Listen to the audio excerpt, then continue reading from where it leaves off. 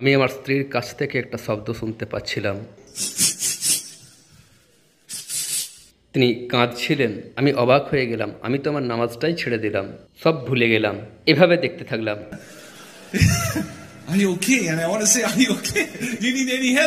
আমার স্ত্রী গ্র্যাজুয়ালি পাল্টে যাচ্ছেন, আর সেটাই ছিল প্রত্যেক দিন আমার মুখের ওপর একটা করে চড়। আর একদিন আমরা ভিডিওতে লেকচার শুনছিলাম, আমার স্ত্রী আমার পাশে এলেন আর আমাকে বললেন, আমি শাহাদার ঘোষণা দিতে চাই। I say, whoa, wait. Assalamu alaikum wa rahmatullahi wa barakatuh. Bismillah ar-Rahman ar-Rahim. Alhamdulillahi Rabbil Alameen. Doctor Bilal Philips তখন দাওয়াতের কাজ শুরু করেছিলেন যখন আমার বয়স মাত্র 2 বছর। এই অডিটোরিয়ামে বক্তাদের মধ্যে তিনিও একজন। আর যখন আমি ইসলামের দিকে আসতে শুরু করেছিলাম, তিনি ছিলেন আমার teacher. I use to sit, আমি তার সমস্ত ভিডিও দেখতাম অন ইউটিউব। আর আমাকে এমন একটা কনফারেন্সে বক্তব্য রাখার জন্য আমন্ত্রণ করা হলো যেখানে আমার টিচার্সগণ আছেন, আর এটাই আমার কাজকে কঠিন করে তুলছে। এই অবস্থায় শেখ সাজিদ উমর আমার কাজটা সহজ করে দিলেন। বললেন, জাস্ট টেল ইউর স্টোরি। কিভাবে তুমি তোমার মিউজিক পরিত্যাগ করলে, সিঙ্গিং, আর কিভাবে তোমার ক্যাথলিক স্ত্রী মুসলিম হয়েছিলেন। কুরআনে আল্লাহ বলছেন, ইন্নাল্লাহা লা ইউগাইয়িরু মা বিকওমিন হাত্তা ইউগাইয়িরু মা বিআনফুসিহিম। আল্লাহ সুবহানাহু ওয়া তাআলা কখনো কোনো মানুষের অবস্থা পরিবর্তন করবেন না, আর এনি গ্রুপ অফ পিপল, যতক্ষণ তারা সেটা পরিবর্তন করে যেটা তাদের ভিতরে রয়েছে। আপনার অবস্থার পরিবর্তনের জন্য আপনি নিজে একটা পদক্ষেপ নিন, তখন আল্লাহ সুবহানাহু ওয়া তাআলা আপনাকে সাহায্য করবেন to bring about this positive change into your life. তো শুরু করা যাক। ওয়ান্স আপন এ টাইম, স্মৃতির গলিবে বহু দূরে মিশরে আমাকে ইন্ট্রোডিউস করার সময় সেই ভাই যেমন বলছিলেন, আমি যখন খুবই ছোট আমার ভিতরে মিউজিকের প্রতি ভালোবাসার জন্ম হয়েছিল। তারপর আমি গান গাইতাম, আমি মিউজিক কম্পোজ করতাম, আর আমি নাচতামও।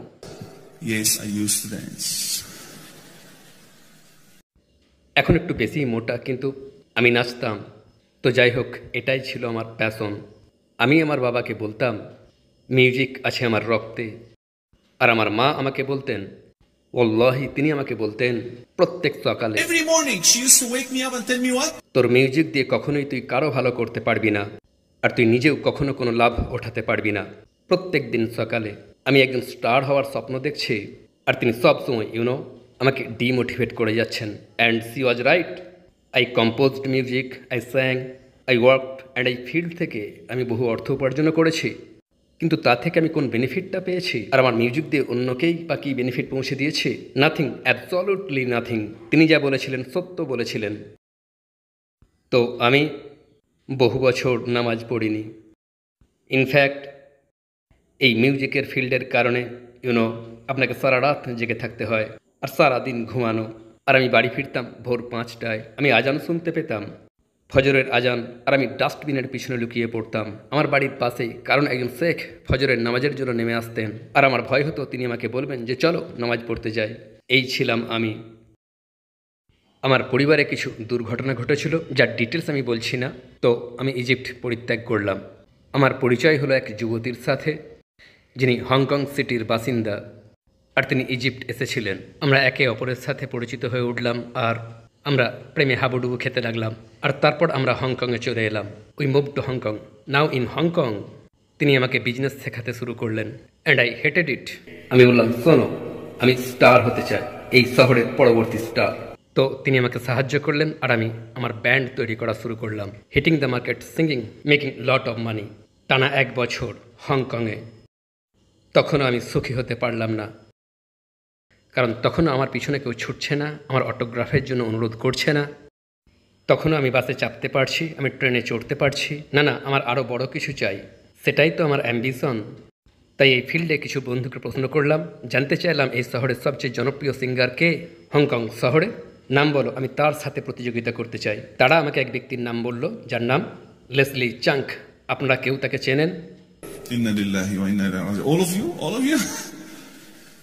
Alhamdulillah. Okay, don't go and search his name anymore. তো আমি বললাম, ঠিক আছে। লেসলি চাংকে বলা হতো দ্য এশিয়ান বিগেস্ট সুপারস্টার। আমি বললাম, এই মানুষটার সাথে আমি প্রতিযোগিতা করব।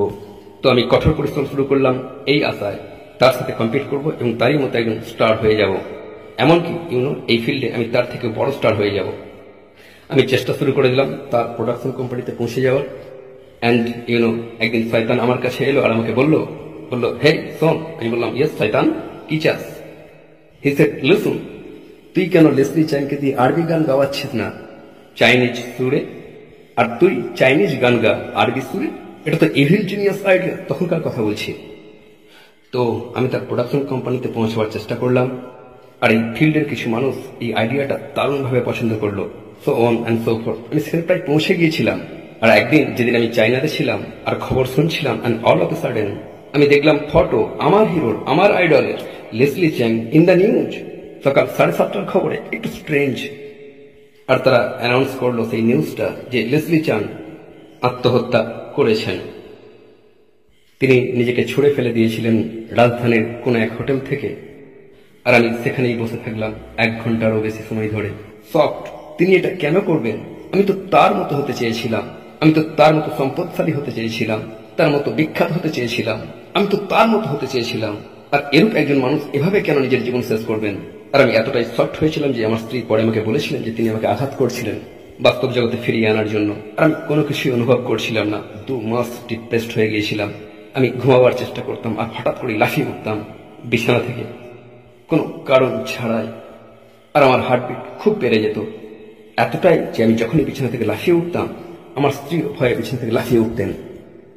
তাই আমি ডিসিশন নিলাম বিছানা ত্যাগ করব, আমার কামরাটাই ত্যাগ করব, কারণ আমার হতভাগ্য স্ত্রী আমার পাশে ঘুমাতে পারছে না। I was lost. আমি সবসময় ভাবতাম কেন কেন কেন। আর তারপর সেই পুরো সময়টা জুড়ে একটা ভাবনা আমাকে পুরোপুরি গ্রাস করে নিল, তুইও একদিন এভাবেই মরে যাবি লাইক লেসলি চ্যাং। এই ভাবনাটা সে সময় প্রত্যেকটা মুহূর্তে আমাকে আঘাত করছিল। সেই সময় সেই 2 মাস জুড়ে একটা গুরুত্বপূর্ণ কথা মেনশন করতে ভুলে গিয়েছি, আর সেটা হলো যে আমার স্ত্রী ছিলেন একজন ক্যাথলিক, আর ডিভোটেড খ্রিস্টান ক্যাথলিক। আর তিনি চার্চে যেতেন প্রত্যেকটা রবিবারে। তিনি ছিলেন তার ধর্মের প্রতি খুবই উৎসর্গীকৃত। আর যেহেতু আমি আমার স্ত্রীকে খুবই ভালোবাসতাম, তাই যখনই তিনি আমাকে চার্চে যাওয়ার আমন্ত্রণ করতেন আমি বলতাম of course sure honey, why not. তখন আমার কোনো প্রিন্সিপাল ছিল না, না ছিল কোনো মূল্যবোধ। আমি কেয়ার করতাম না তিনি খ্রিস্টান না ক্যাথলিক, আই ডিডন্ট কেয়ার। আমি জাস্ট আমার এই নারীতে ইন্টারেস্টেড ছিলাম, দ্যাটস ইট। তাই যখনই তিনি আমাকে চার্চে যেতে বলতাম আমি তার সাথে চলে যেতাম। এমনকি আমি তাদের ধর্মীয় অনুষ্ঠানে অংশগ্রহণ করতাম, ইন দেয়ার রিচুয়ালস। আর প্রিস্ট তুলে দিত বিস্কুট, গোল গোল বিস্কুট তার ওয়ার্সিপার্স থেকে, আর বলতো in the name of the father and the son and the Holi spirit. এই মুহূর্তে আপনার কাছে দুটো চয়েস, হয় আপনি আপনার মুখ খুলুন আর বিস্কুটটা নিন ডাইরেক্টলি প্রিস্টের হাত থেকে, অথবা আপনি নিজের হাতে নিন আর তা খেয়ে ফেলুন। এখন আমার অন্তরের খুবই গভীরে, আমার অন্তরের অন্তঃস্থলে আমি জানতাম এটা আমার ধর্ম নয়, আই নিউ ইট, কিন্তু আমি প্র্যাকটিস করতাম না। আমার মনে পড়ে আমার বাবার কথা, আল্লাহ তাকে রহম করুন। তিনি রাস্তায় আমাদের পিছনে ছুটতেন, তারপর তিনি ধরতেন আমার জামাটা এভাবে, আর আক্ষরিক অর্থেই আমাকে মসজিদের ভিতরে ছুড়ে দিতেন। আর সেখানে যারা থাকতেন তাদেরকে বলতেন একে শেখাও কিভাবে নামাজ পড়তে হয়। সেই দিনগুলো মনে পড়ে যেত, স্মৃতিগুলো ছাপিয়ে পড়তো। তবুও আমি চার্চে যেতাম, সেখানে আমি যেতাম আমার স্ত্রীর সাথে। আর এখানে যেটা শেখা, Why did I go with my wife to the church? Because I love her, right? And if you love someone, you would do your best to please that person. So if you love Allah subhanahu wa ta'ala, my brothers and sisters, if you love the Prophet Muhammad sallallahu alayhi wa sallam, you will do what it takes to create a positive change into your life. তো যেহেতু আমি আমার স্ত্রীকে ভালোবাসতাম, আমি তার সাথে চার্চে চলে যেতাম। আর প্রিস্ট আমাকে বলতেন in the name of the father and the son and the Holi spirit. আমি এটা নিতাম, কোনোভাবেই তো আমি আমার মুখ খুলবো না। তো যাই হোক, আমি বিস্কুটটা নিতাম, কিন্তু আমি জানতাম যে এটা হারাম। তো তাই আমি বলতাম বিসমিল্লাহির রহমানির রহিম। To make it halal, yani. Give it the halal stamp. কারণ এটাই হলো ফিতরত, এটাই হলো সেই ধর্ম যেটা নিয়ে মানুষ জন্মগ্রহণ করে। আমার অন্তর তো ইসলাম।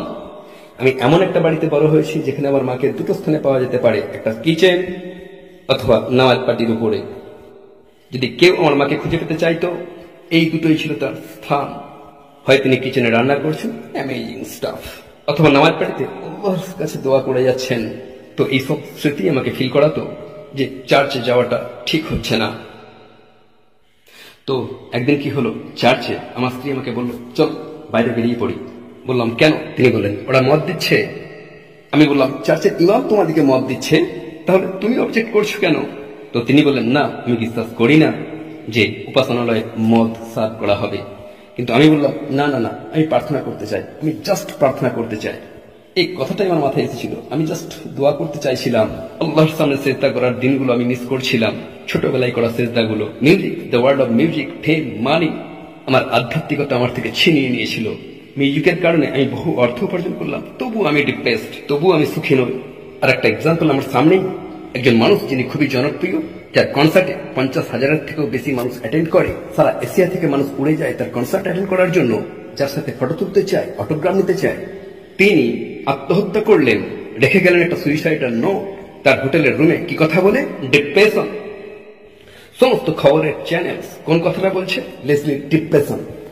লেসলির ডিপ্রেশন ছাড়া আর কোনো কথাই আলোচনা করছে না। কেন? আর আমি কেন সেই একই জিনিস এখন অনুভব করছি? তাই ভাবলাম আমি নামাজ পড়বো।